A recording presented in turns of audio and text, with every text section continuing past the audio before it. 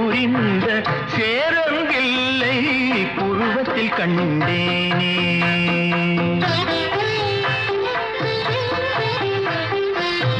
மதுரையில் பறந்த மீன் கொடியை உன் கண்களில் கண்டேனே. போரில் புதுமைகள் புரிந்த சேரங்கில்லை புருவத்தில் கண்டேனே. தஞ்சையில் பறந்த புலிக்கொடியை உன் பெண்மையில் கண்டே.